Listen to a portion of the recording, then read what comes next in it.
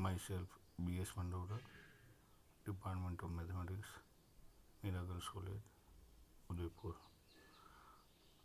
अब तक हमने दो चर वाले युगपत समीकरण का अध्ययन किया था। अब हम युगपत समीकरण में dx upon p equal to dy upon q equal to dz upon r के फॉर्म की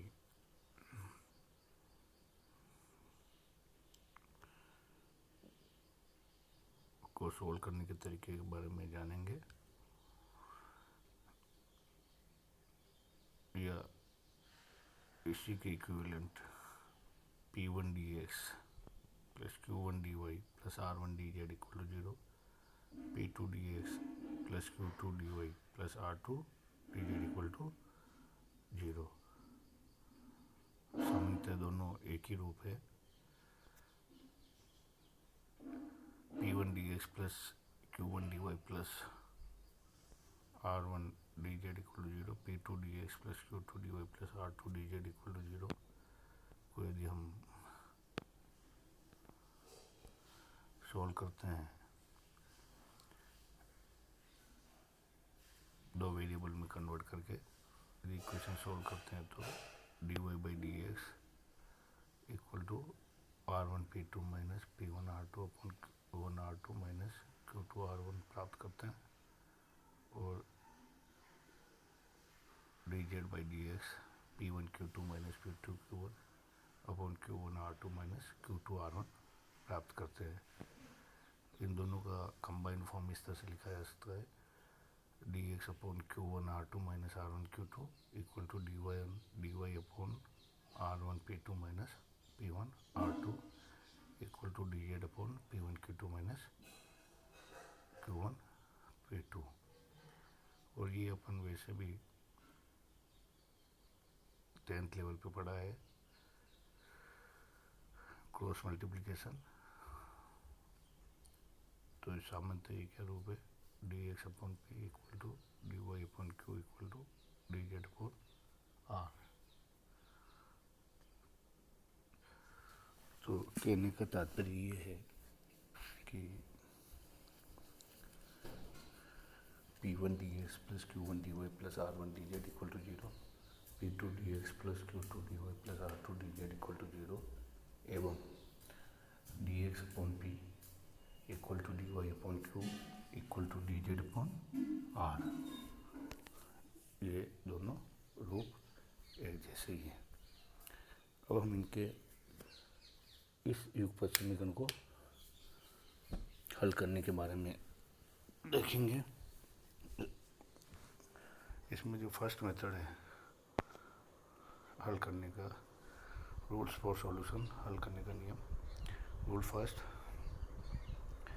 जब एक चर या तो विद्यमान ही न हो या फिर दिए समीकरण के दो खंडों से, जैसे आपके पास तीन खंड है, फर्स्ट सेकंड थर्ड, दो खंडों से निरस्त हो रहा हो, तो ये नियम लागू होगा। जैसे इससे आधारित प्रॉब्लम लेते हैं।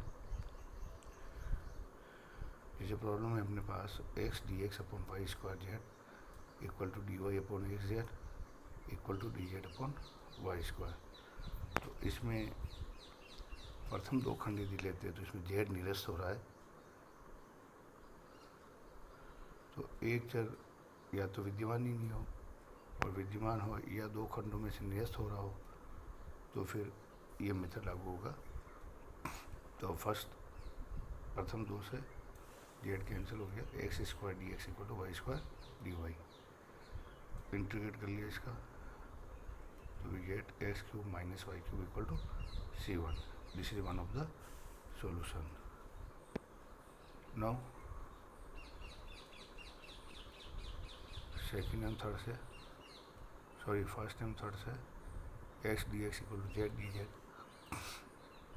Again integrating x square minus z square equal to c2। तो ये जो अपने पास है x square x cube minus y cube और x square minus y square independent solution है, स्वतंत्र है, ये इसके हल हो गए। सेकंड रूल क्या कहता है कि मान लो प्रथम निगम से जो सॉल्यूशन मिला है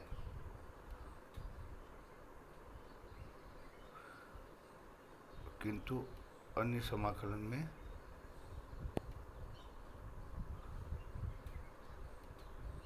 फर्स्ट सॉल्यूशन का प्रयोग करके अपन दूसरा समाकलन कर सकते हैं।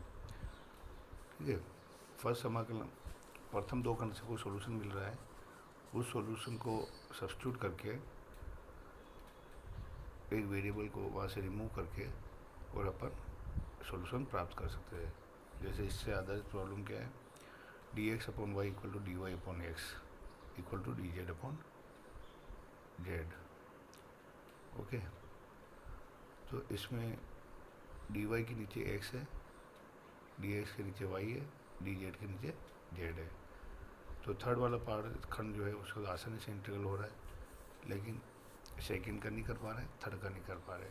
तो हम क्या करते हैं, पहले फर्स्ट और सेकंड लेते हैं। तो x dx equal to y d y, तो x square minus y square equal to c1, ये एक सॉल्यूशन आपके पास आ गया। अब अंतिम दो खंडों में dy upon x equal to dz upon z, अंतिम दो खंड लिए। इसमें dz अपॉन जेड को तो इंटीग्रल किया जा सकता है, लेकिन dy के नीचे y हो तो इंटीग्रल कर सकते हैं। तो हम यहाँ फर्स्ट सॉल्यूशन से x की वैल्यू सब्स्टिट्यूट करते हैं। तो एक्स स्क्वायर क्या गया, वाई स्क्वायर प्लस c1, तो x की वैल्यू आ गई root y square plus c1। Now this is case of separation of variable, dy के नीचे y है, dz के नीचे z है। Now integrating this side, integrating, तो we get 1 upon root x square plus a square, तो x log x plus root x square plus a square. तो यहाँ पे क्या गया, log y plus root y square plus c1 equal to log z plus log c। We get y plus root y square, log cancel हो गए। तो इस तरह से अपन ने यानी फर्स्ट जो सॉल्यूशन है उसको, फर्स्ट जो सॉल्यूशन जो आया है उसका यूज किया है सेकंड सॉल्यूशन फाइंड आउट करने का। इम्पोर्टेंट प्रॉब्लम है next, dx upon 1 equal to dy upon 3 equal to dz upon 5z plus 10y minus 3x। Again first दो से three dy minus 3 dx equal to 0, integrating y minus 3x equal to c। तो इसकी value अपन third खंड में, third जो part है उसमें put up कर देंगे। तो कोई भी, तो आपने क्या किया,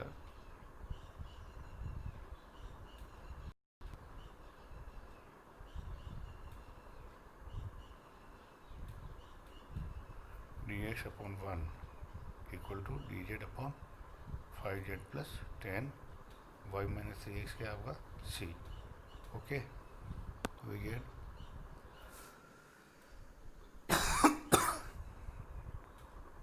now integrating this dx upon equal to 5z plus 10c, dx equal to integrating x equal to 5z plus 10c को t पुट कर दिया, 5dz इक्वल dt, तो log x equal to log 5z plus 10c 5z plus 10c minus log c2।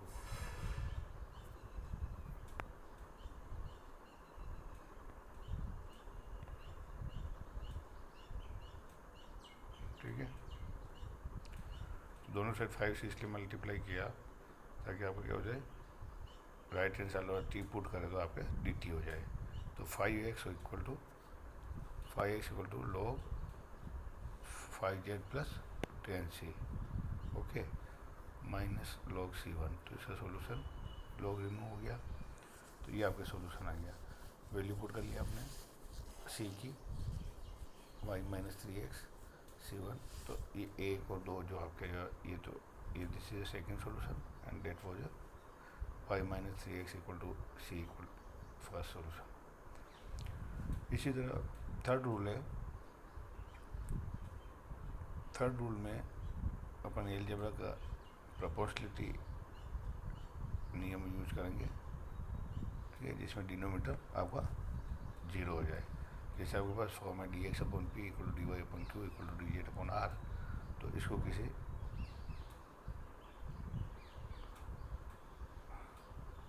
Multiple से multiply करेंगे, जैसे L1 d x plus M1 d y plus N1 d z L1 p plus M1 algebraic proportionality लगाएंगे, ठीक है, और वो इस तरह से लगाएंगे कि वो 0 हो जाए। जैसे इसके आधारित प्रॉब्लम दीजिए ताकि आपको आसानी समझ में जाएगा। जैसे सपोज प्रॉब्लम है a d x upon b minus c y z, b d y c minus a z x, c d z a minus b x y. अब आपको इस तरह से, क्योंकि इसमें जो है क्या यदि इसको सॉल्व करते हैं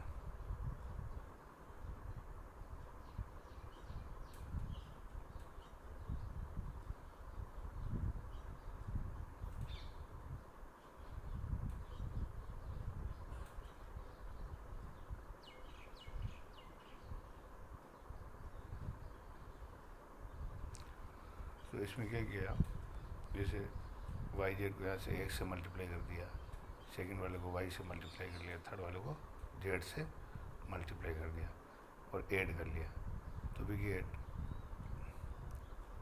ए x d x plus b y d y plus c z d z equal to 0। Okay, ये इसका एक्स वाई जेड गुणक ले लिए और इनको ऐड कर दिया एलजेब्रिक प्रोपोर्शन से, तो डिनोमीटर में 0 हो गया।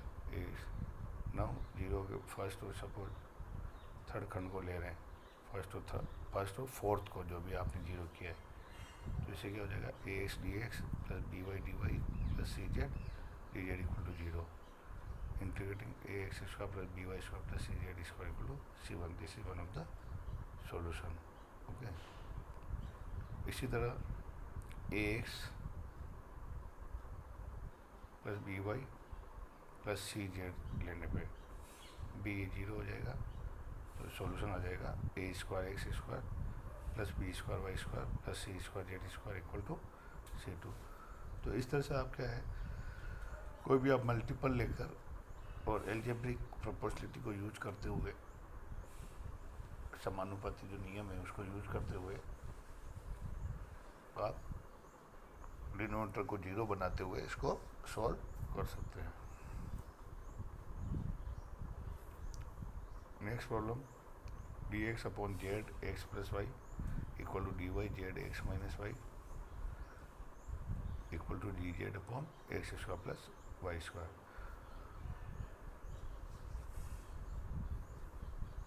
तो इस तरह की प्रॉब्लम में आपको एफर्ट्स डालने पड़ेंगे। इस वजह से फर्स्ट में एक्स से मल्टीप्लाई किया, सेकंड को माइनस, देखना है डिनोमीटर कैसे 0 होता है, सेकंड को माइनस वाई से मल्टीप्लाई किया, थर्ड को माइनस जेड से मल्टीप्लाई किया। तो इस तरह से अपने पास जब मल्टीप्लाई करके न्यूमरेटर ऐड करेंगे डिनोमीटर ऐड करेंगे, तो नीचे आपके क्या आ जाएगा 0 आ जाएगा। X d x minus y d y minus z d z equal to 0। फिर इंटीग्रल कर लीजिए x square minus y square minus z square equal to C1। Again इसने कहा पुनः एक्स वाई वाई, फर्स्ट को वाई से, second को x हुआ और थर्ड को माइनस जेड से गुण लेने पर y d x plus x d y minus z d z equal 0। Y d x plus x d y क्या हो गया 2xy हो गया, माइनस जेड का जेड स्क्वायर वाई 2 होता है, 2xy minus z square equal to C2। तो इस तरह से हम सॉल्यूशन फाइंड आउट कर सकते हैं। तो ये 3-4 मेथड है, ठीक है। जैसे पहला मेथड में क्या था कि एक आपका जो वेरिएबल रिमूव हो रहा हो खंड से, तो उसको आप इंटीग्रल करके निकाल सकते हैं।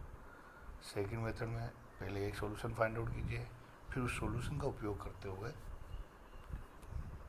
सेकंड सॉल्यूशन फाइंड आउट किया जाता है। और थर्ड जो है प्रोपोर्शनलिटी नियम, जो है समानुपाती नियम के आधार पर, समानुपाती बीजगणित के आधार पर किन्हीं गुणकों से मल्टीप्लाई करके डिनोमीटर 0 बना के सॉल्यूशन ज्ञात कर सकते हैं।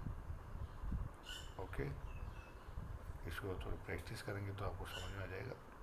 ठीक है, धन्यवाद।